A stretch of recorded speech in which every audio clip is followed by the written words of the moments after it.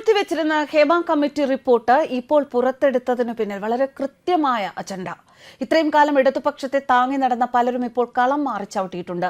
നരേന്ദ്രമോദിക്ക് വേണ്ടി പരസ്യമായി അവർ സംസാരിക്കുന്നു. അവരുടെ വായടയ്ക്കണം.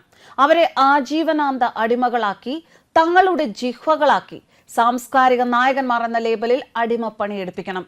അതിന് ഇങ്ങനെ ഒരു തുറുപ്പുചീട്ട് വേണം. ഇടതു വലത് സർക്കാരിന് ഈ റിപ്പോർട്ട് കൊണ്ട് അത് നിഷ്പ്രയാസം സാധിക്കും. ഹേമ കമ്മിറ്റി റിപ്പോർട്ടിനെ കുറിച്ച് പുറത്തു വന്ന ഒരു കുറിപ്പാണത്. ആ കുറിപ്പിൽ വളരെ പ്രസക്തമായ കുറേ കാര്യങ്ങൾ പറയുന്നുണ്ട്.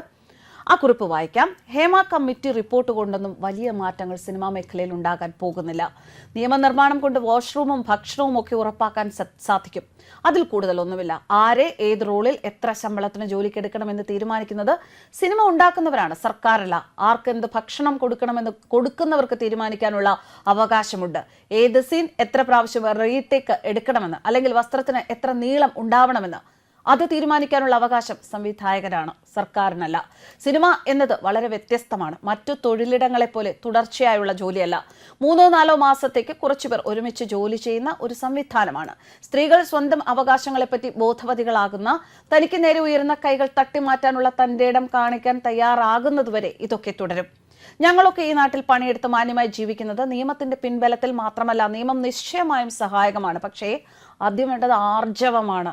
മാറ്റമുണ്ടാകുന്നത് മാനം വിറ്റ കാശുകൊണ്ട് ജീവിക്കണ്ട എന്ന് സ്ത്രീ കരുതുന്നിടത്താണ്. കൂലിപ്പണി ചെയ്ത് ജീവിച്ചാലും മാനം വിറ്റ് ജീവിക്കില്ല എന്ന് കരുതുന്ന സ്ത്രീകൾ ഉണ്ടാകുമ്പോഴാണ്, തന്റെ നേരെ ഒരു കൈ നീണ്ടാൽ അതിനെ നിയമപരമായി നേരിടാൻ ആർജവമുള്ള സ്ത്രീകൾ ഉണ്ടാകുമ്പോഴാണ് നഷ്ടങ്ങൾ ഉണ്ടാകും. തീർച്ചയായും അങ്ങനെ ഒരുപാട് സ്ത്രീകൾ സഹിച്ച നഷ്ടത്തിന്റെ ഫലമാണ് ഇന്നത്തെ സ്ത്രീകൾ അനുഭവിക്കുന്ന സ്വാതന്ത്ര്യം. മമ്മൂട്ടിയും മോഹൻലാലും ഒക്കെ അടങ്ങുന്ന സീനിയർ സിറ്റിസൺസിനെ മാറ്റി നിർത്തിയാലും പൃഥ്വിരാജ്, നിവിൻ പോളി, ദുൽഖർ, ആസിഫ് അലി, ഫഹദ് തുടങ്ങിയ എത്രയോ യുവ നടന്മാരുണ്ട് സിനിമാ മേഖലയിൽ. അവരുടെയൊക്കെ സെറ്റിലും സ്ത്രീകൾക്ക് ഇതേ അനുഭവമാണോ ഉള്ളത്? ഒപ്പം തന്നെ സുപ്രിയ, സാന്ദ്ര തുടങ്ങിയ എത്രയോ സ്ത്രീകളുണ്ട് നിർമ്മാതാക്കളായി. സ്വന്തം ജോലിക്കാരെ അല്ലെങ്കിൽ സഹപ്രവർത്തകരെ സംരക്ഷിക്കാത്തവരാണ് ഇവരൊക്കെ എന്ന് വിശ്വസിക്കാൻ പ്രയാസമാണ്. മാറ്റം തുടങ്ങേണ്ടത് അവനവനിൽ നിന്നുമാണ്. നിങ്ങൾ മാറാൻ ആഗ്രഹിക്കുമ്പോൾ ലോകം മുഴുവൻ പതിയെ പതിയെ നിങ്ങളുടെ ഒപ്പം ചേരും. ഇപ്പോൾ വിവാഹിതയെ ജീവിക്കുന്ന ഒരു പ്രമുഖ നടിയെക്കുറിച്ചും ഈ കുറിപ്പിൽ പറയുന്നുണ്ട്. മയക്കുമരുന്നടിച്ച് പൂർണ്ണ നഗ്നയായി ഹോട്ടലിന്റെ വരാന്തയിൽ കൂടി നടന്നിട്ട് ഹോട്ടൽ ഉടമ പോലീസിന്റെ സഹായം തേടിയതറിയാം.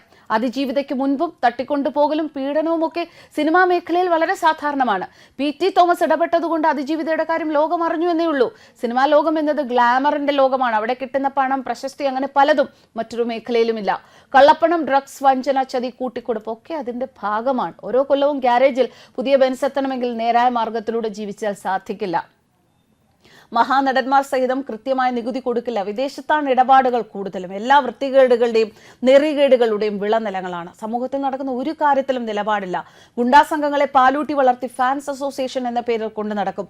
അതുകൊണ്ട് മാനം മര്യാദയ്ക്ക് ജോലി ചെയ്ത് കാശുണ്ടാക്കി അതിലൊരു പങ്ക് മറ്റുള്ളവരുമായി പങ്കിട്ട് രാജ്യത്തെ നിയമം അനുസരിച്ച് കൃത്യമായ നികുതി കൊടുത്ത് സമൂഹത്തിലെ കാര്യങ്ങളിൽ ഇടപെട്ട് ജീവിക്കുന്ന നമ്മളൊക്കെ എന്തിനാണ് ഇത്തരം കള്ളക്കൂട്ടങ്ങൾക്ക് വേണ്ടി വക്കാലത്തെടുക്കുന്നത്, നമ്മുടെ സമയം പാഴാക്കുന്നത്?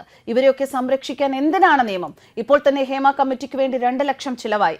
എന്റെയും നിങ്ങളുടെ നികുതി പണമാണത്. എന്റെ അഭിപ്രായത്തിൽ ഹേമ കമ്മിറ്റി റിപ്പോർട്ടിന്റെ മേൽ ആർക്കെതിരെയും കേസെടുക്കാൻ വകുപ്പില്ല. അതിന് പരാതിക്കാരുണ്ടാകണം. ഇക്കാര്യത്തിൽ ആരും തന്നെ പരാതിയുമായി വരില്ല. ഒരു കേസും രജിസ്റ്റർ ചെയ്യപ്പെടില്ല. സിനിമാ മേഖല ഇങ്ങനെയൊക്കെ തന്നെ മുന്നോട്ട് പോകും. പക്ഷേ ഹേമ കമ്മിറ്റി റിപ്പോർട്ട് പലരുടെയും തലയ്ക്കുമീതെ ഡമോക്ലസിന്റെ വാള് പോലെ എന്നും തൂങ്ങിക്കിടക്കും. ഇതാണ് ആ കുറിപ്പിൽ അടങ്ങിയിരിക്കുന്ന ആ ഒരു ഉള്ളടക്കം എന്ന് പറയുന്നത്. വളരെ ശക്തമായ ഭാഷയിൽ വളരെ കൃത്യമായ ഒരു വിമർശനം നടത്തിയിരിക്കുകയാണ് ഈ കുറിപ്പെഴുതിയ വ്യക്തി. ന്യൂസ് ഡെസ്ക് കർമ്മ ന്യൂസ്.